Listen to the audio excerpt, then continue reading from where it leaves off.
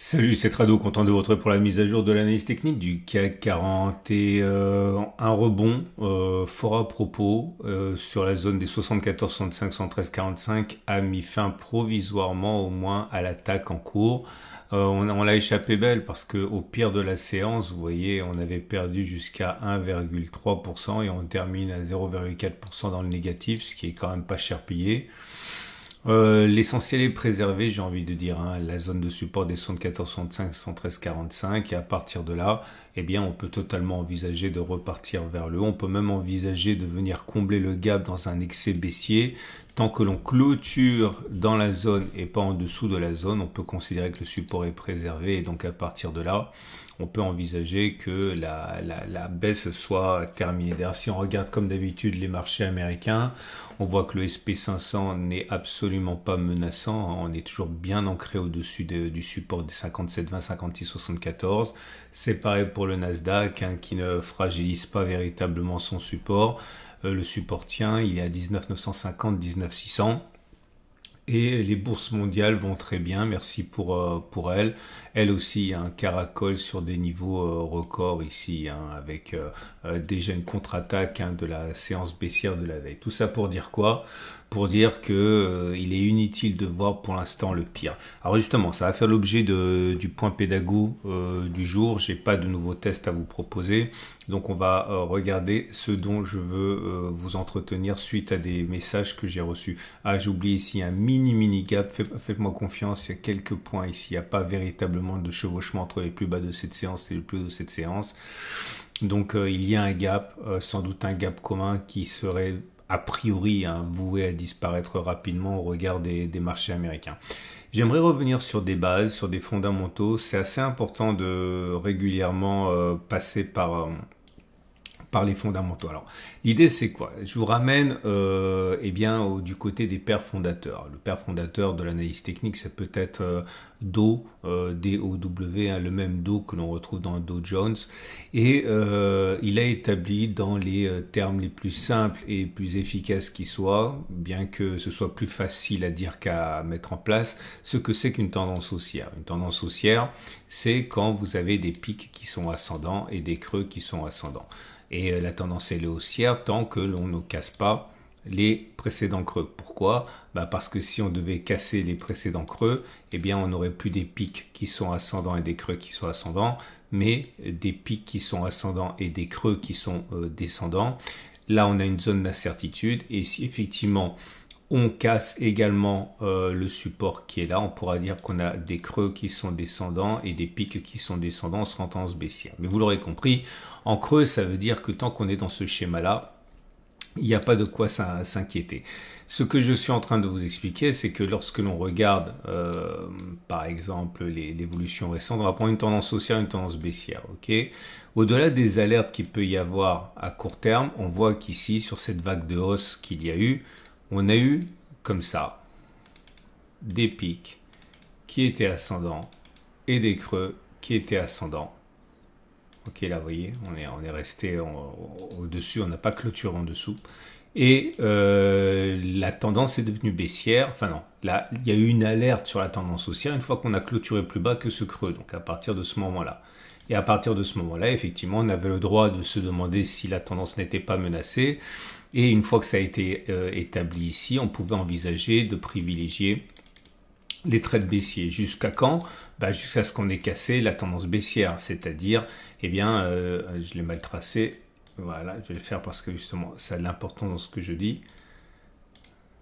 Une fois que l'on a cassé ce plus haut là, on avait basculé de tendance baissière en tendance haussière qui a été validée à partir d'ici. Okay, et c'est pour ça que mon support de référence il est à 74, 65, 113, 45. Ce que je suis en train également de dire, c'est que il est très important lorsque l'on a fait ces premiers pas en analyse technique de ne pas se laisser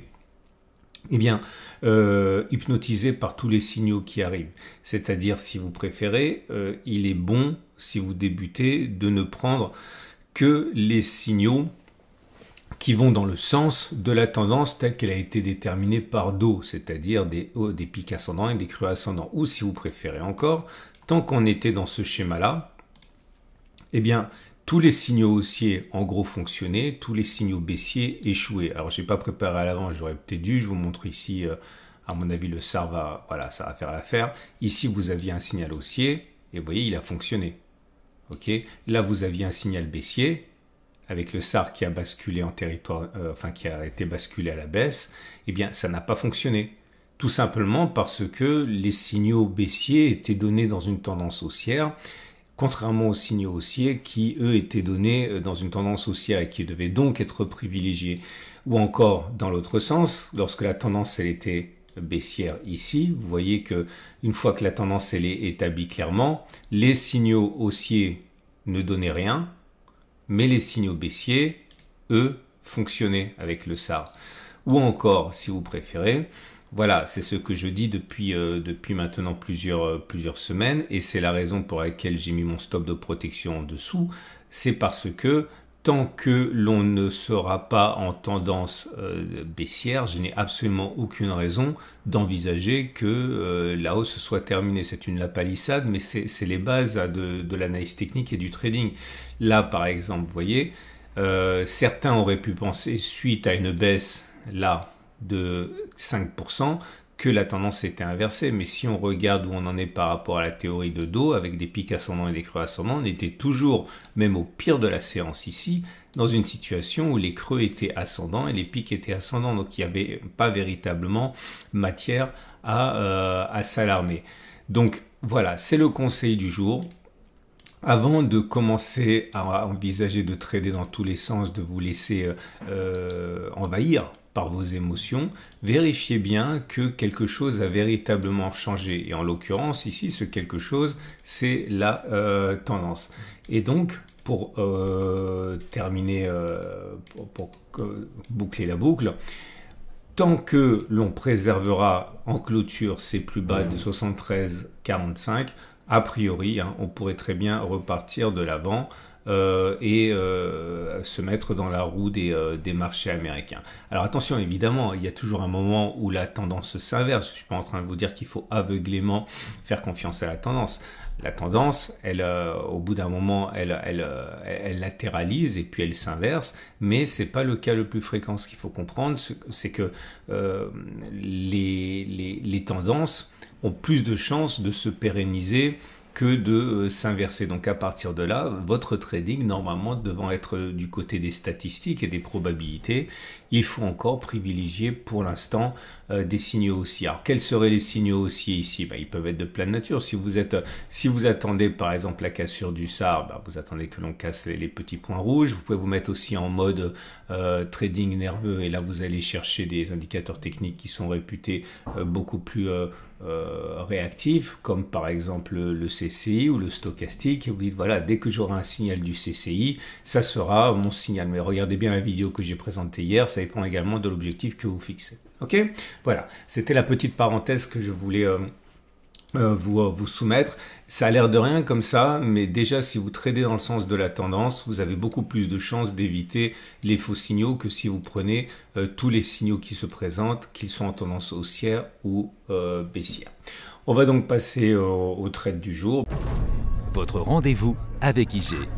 IG, bien plus que du trading, une équipe d'experts à vos côtés.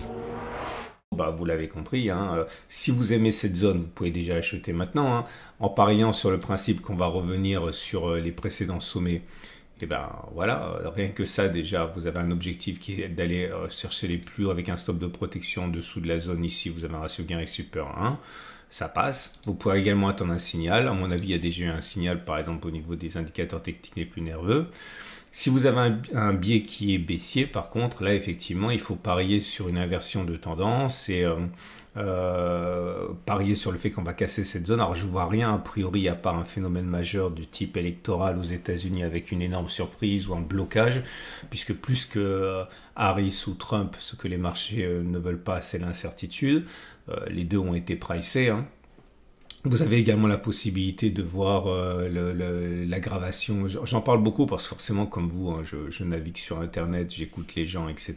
Et certains disent que c'est une question de jours ou au pire de semaines avant que la réaction israélienne eh bien, devienne concrète et avec un risque derrière d'embrasement. Bon, après, on pense ce qu'on veut du risque, mais en tout cas, c'est un truc que les marchés, à mon avis, n'aimeront pas beaucoup.